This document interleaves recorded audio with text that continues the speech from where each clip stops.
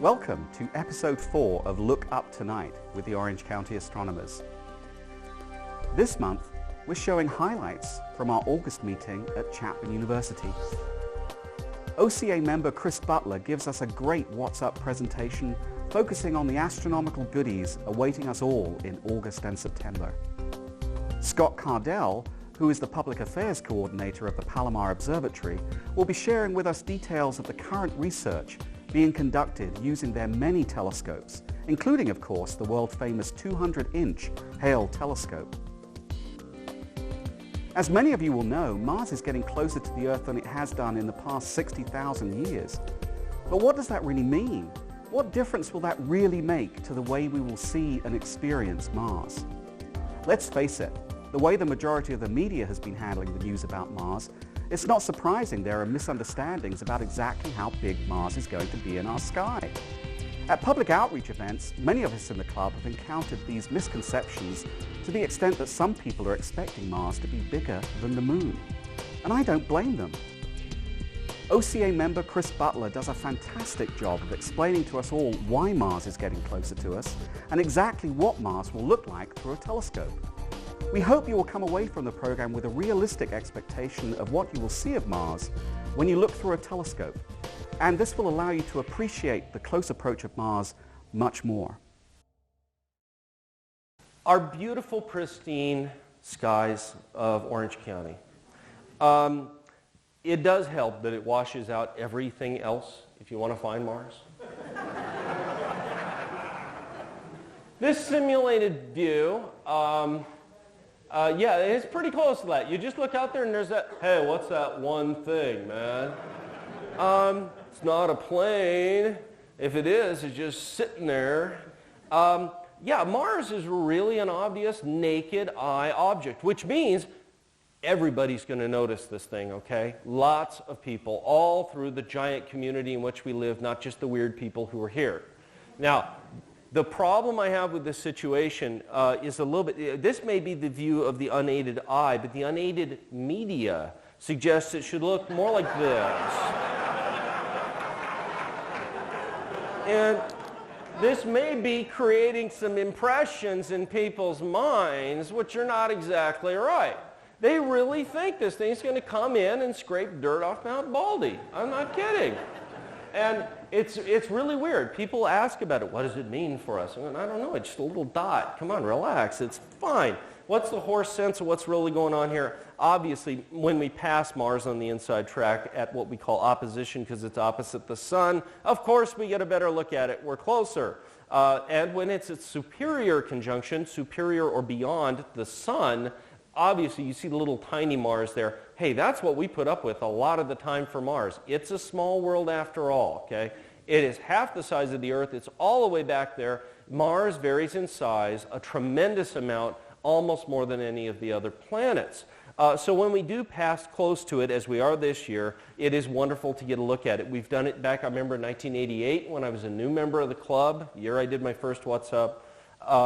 And in 1956 was another one of our good close passes by Mars. As you can see, the size of Mars during those times was similar, okay? Very similar. Now, if you're an experienced astronomer and you know these things, you know that how close we pass Mars follows in a regular cycle. Of course, the planets all go around in this direction. We do this once a year. Mars does this every 687 days. The place we catch up to it varies from year to year to year. And let's say like 1993, it was a so-so pass. Then 1995, Mars was definitely farther away. 97 was about as worse as it could be. And notice Mars is about twice as far away and only half as big in your telescope. Half as big. That's really hard to see details.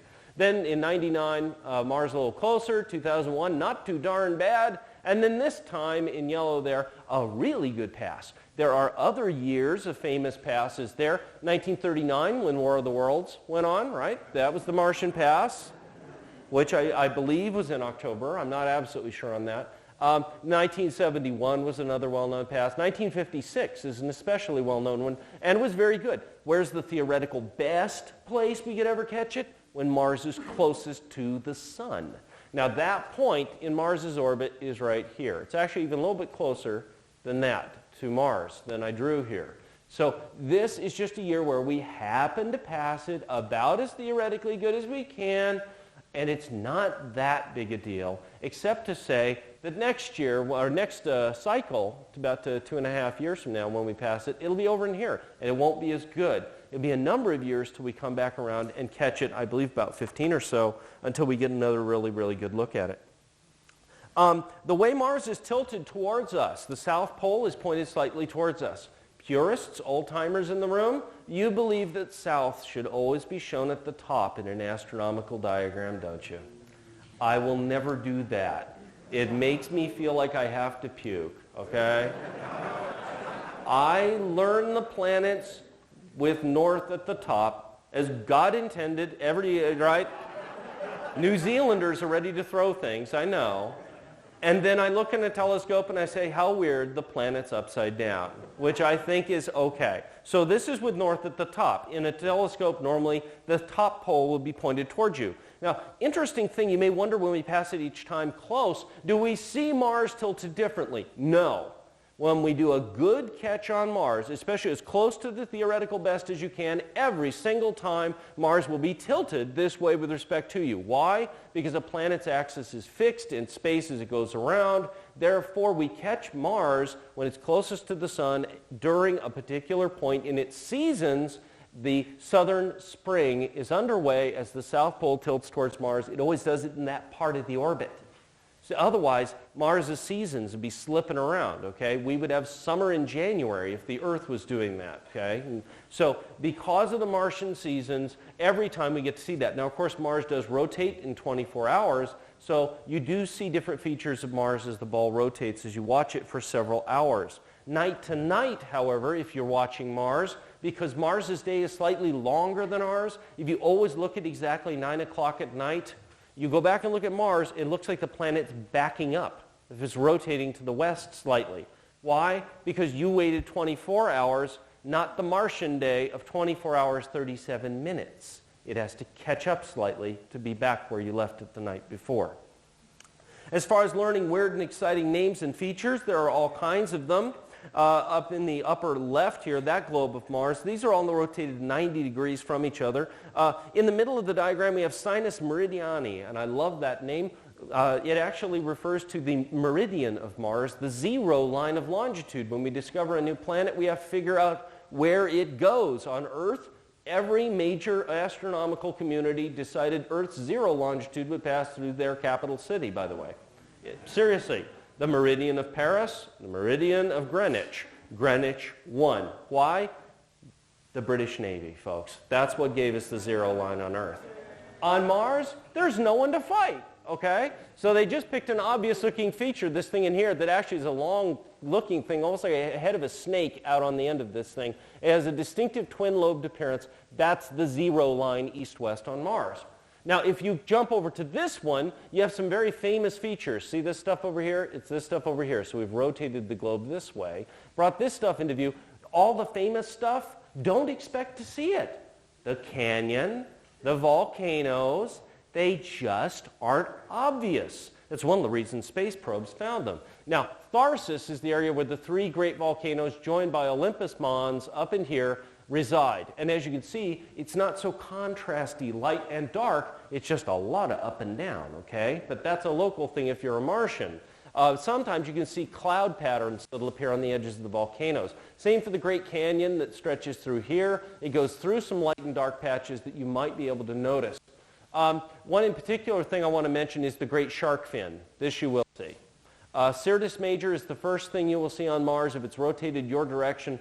Obvious, big, dark, highland region of Mars. And right below it, the next thing you'll probably notice is this giant circular light area, which is called Hellas.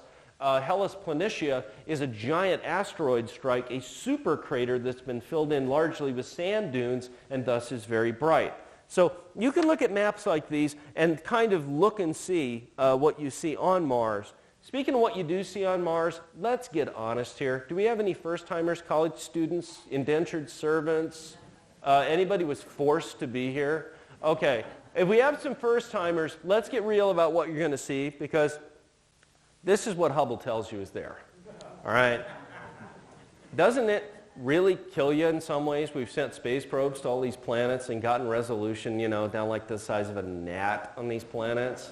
Kind of makes your telescope, your instrument, man, feel less powerful, And however, there are still lots of things to be done. Let's at least be honest. If you buy little Johnny or Susie, that Kmart 3000B telescope, okay? What Mars is going to look like is this, okay? In all telescopes, Mars will not loom huge. It will be fairly small. So in Johnny's telescope, it is faint because it gathers less light. It is blurry because it has less resolution, and it's small. The child will cry. And you know why? The reason Johnny will cry? Because he's seen the pictures from Hubble, okay? So a little conditioning is important before we go to this. Now, for somebody who's an adult, maybe you just, like, somebody in our club keeps winning telescopes at RTMC. Somebody. So you win a telescope. It's an 8-inch telescope, a nice one. And you go out there, you're going to see a bright planet, you're going to see a sharp planet. What are you going to see first time looking? That. It'll be a bright orange dot, and it will look like it has nothing on it, okay? That's what I saw the first time I looked at it. However, what happens is astronomy is push-ups for your eyes, okay? For seeing contrast, details, and noticing things. It's good for you, folks. And if you look in there, you see, I think I see something darker in the middle.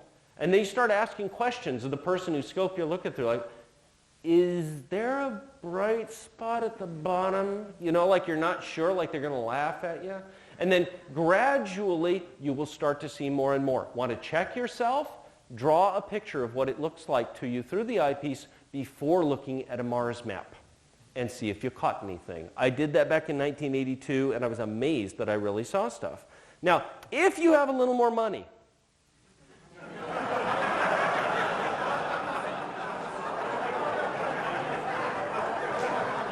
you might pull off something like this. All right? You might. So you've got your 42-inch Takahashi refractor. And you live inside it too. I love something. This is the poor man's great joy in the world. When there's a star party and somebody brings out this serious artillery, brings out Big Bertha, and the atmosphere has other ideas, and what they're getting is this. That's just great. Yeah, you got a big scope there, don't you, Buster, huh? Bet you wish that thing was on the moon. Now, seriously though, even if you're borrowing somebody else's telescope or something, there are other Marses. This is how I grew up with Mars. My interpretations of Mars, drawing it through the eyepiece. Something people have been doing for hundreds of years, recording how Mars seems to you, a highly personal way of looking at Mars. I recommend that you do this because in years later, an astrophotograph can be just an astrophotograph, but these things often, when you write notes on it, I think I see this looks like something, the weather conditions of this. I have fire ants crawling up my leg, but I'm not leaving the eyepiece. These things will mean something to you later. And of course, there'll be some artistic types that have their own take on it, All right, whatever. Now, of course, we all understand the big deal with Mars is not that it is a little orange dot or whatever this is that you see in your telescope. The point is, of course, we're talking about another world. Some guy did this. I don't know who. And this is really an exciting thing, obviously. We're not talking about a place where there's, gray rocks and black sky. No, this is a place with sand dunes, where the sun comes up every 24 hours, where there's frost in the morning, where there are clouds, where there is wind. This, if not really the Earth, I like it better than Phoenix, okay? Especially in the summer. So this indeed is a world, and one of the exciting things, we do live in a time now where we may be remembering now how we saw it before people had been there, and our kids may live in a world where they can't imagine looking at Mars without knowing that people have been there, kind of like the moon is now. I would like to think that we are on the cusp now of doing something like this in my lifetime. I'd like to have that happen. Now, what will inspire us? What will we discover on Mars that finally breaks the logjam and we decide that this is worth the money? I don't know. I mean, almost anything's possible.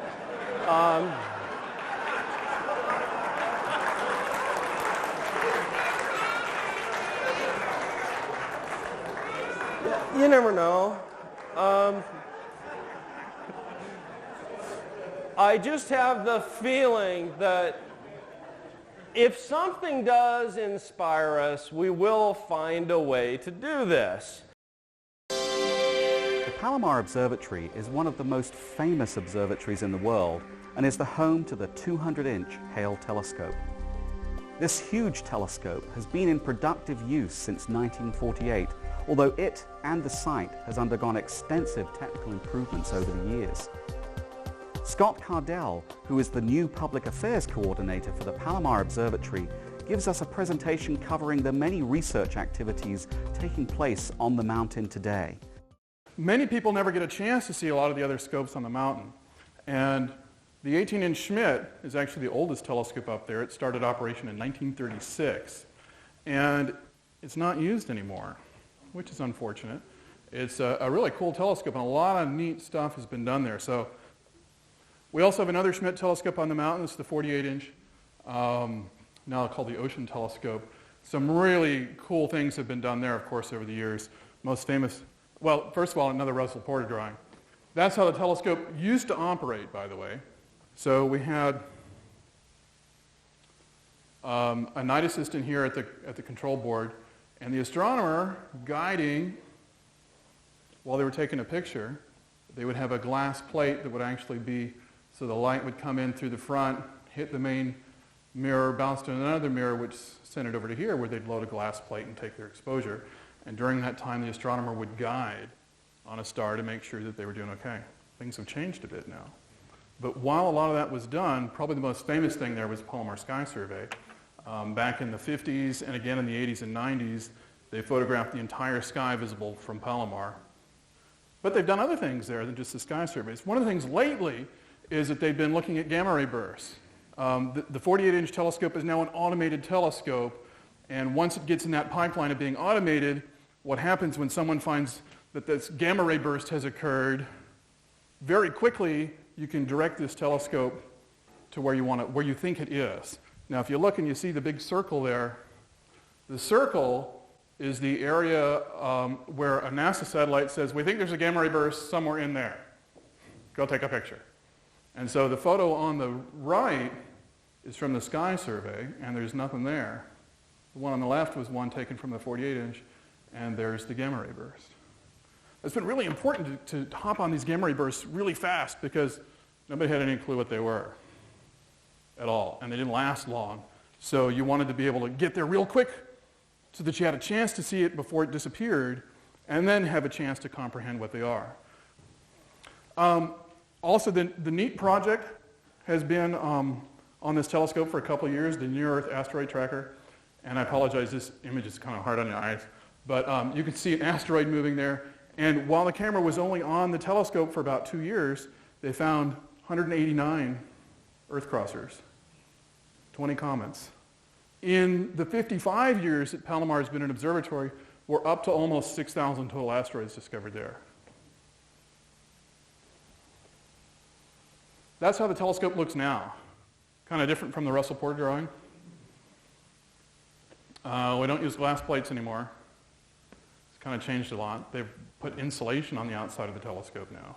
There's nobody there controlling the telescope. In fact, the telescope's controlled right now from Yale University. You know, some people argue the romance of astronomy is gone because you don't have to be in the dome or on the mountain or in the state or even on the coast. I mean, you know, all the way out to Yale. But they're doing some really cool things. In fact, the telescope's recently gone through an upgrade. You'll see the picture in the top left. They had to remove the corrector plate because they're putting in a new camera. One, they wanted to remove the corrector plate because the camera was coming in through the front. And that's the camera coming in through the front in the lower right. And this camera has 112 CCDs in it. It drinks liquid nitrogen like you wouldn't believe, okay? Because those things are kept cold. It's 161 megapixels. And so the video we used to show at the observatory showed somebody holding a CCD that was 500,000 pixels and said it cost $1 million. Times have changed. This is an expensive camera, but you can certainly buy more pixels than that at Target than we were using when they were new. So what they're going to be doing with this camera is new survey stuff. Start looking at the sky again, but looking for asteroids, looking for quasars, looking for variable stars, looking for supernovae. Anything that changes, that's the stuff they're looking for. Okay, we've got other telescopes too. There's the 60-inch. The 60-inch is another telescope that will soon be automated. In fact, before this month is over, it'll be in service as an automated telescope. And probably the most famous thing that was discovered at the 60-inch was the very first time anybody ever saw a brown dwarf. You see the blob next to the big star on the left. That's the very first brown dwarf star that anybody ever saw. If you're not familiar with what a brown dwarf is something that is literally between a big planet like Jupiter and not quite big enough to be a star, sort of in that in-between case. Something that had been predicted for a very long time, and when people finally saw it, were actually extremely excited. Very cool. And Hubble photo on the right. Okay, if you've been up to Palomar, you've probably seen our big sheds. But most people think, oh, I wonder what you keep in that shed over there.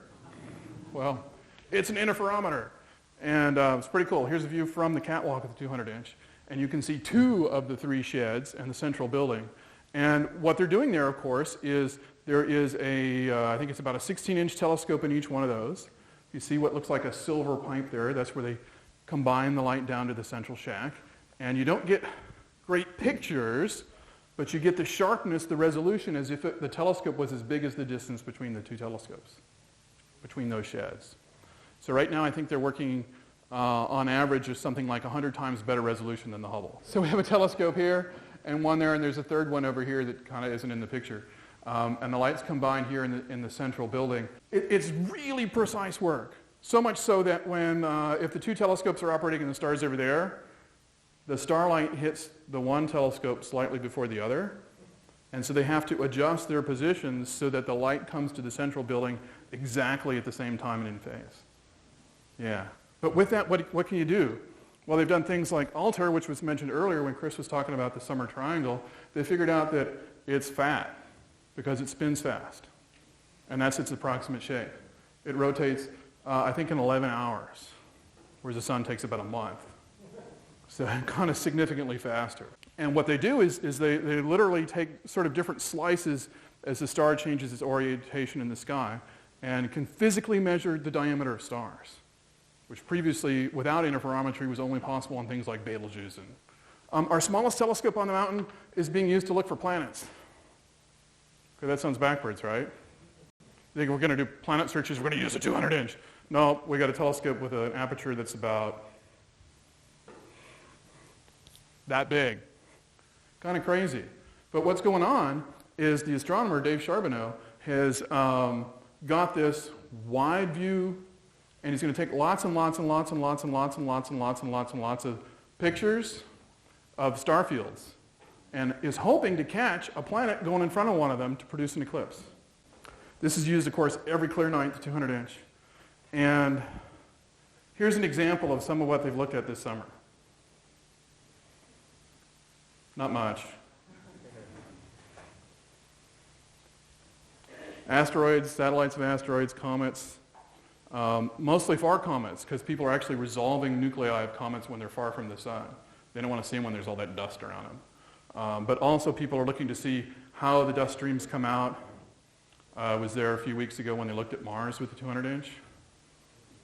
We'll come back to Chris's talk with that one. There's a telescope that costs more than your house. And it looked pretty nice. Just about everything you can think of in astronomy, and that's just this summer. So I've been keeping track of who's coming and what they look at each night, and actually post a little sign in the viewing gallery when people come and see the telescope. Okay, the other thing that's going on now that I think is tremendously exciting is the use of adaptive optics. Now, no one ever thinks of the Hale 200-inch telescope and adaptive optics. You think of new telescopes with thin mirrors and computers and these little actuators under there that are moving the mirrors and stuff. You don't do that with a 14.5-ton mirror real well. Okay, it just doesn't happen. So what they do is once the light goes through the system of the telescope, then they do the adaptive optics. And so it comes out of the telescope here, goes into some mirrors just to get things collimated again, and then this is a deformable mirror. It changes its shape 1,500 times a second. They sense what the atmosphere is doing and correct for that with the deformable mirror. We have the fastest adaptive optics system in the world on the Hale 200-inch telescope. So, okay, that's without adaptive optics. That's with. So without, with. Now you see, we had previously just a big blob there. That's a double star, of course. Down here, that's a star, that's a star. Some of this other stuff is imaging artifacts that come in from the adaptive optics system. So on the left, top left, is the blob with adaptive optics turned off, and on the right, multiple stars. And it graphically shown at the bottom, too. It's pretty impressive. This is pretty cool. We're looking at Pluto and its moon, and we're able to resolve them as different things and get a spectra of each using adaptive optics. And the spectra on the right, Pluto's the top one and Charon's the bottom one, and you notice they're different. They do look different. They're kind of excited. So thanks for having me here tonight. Appreciate it.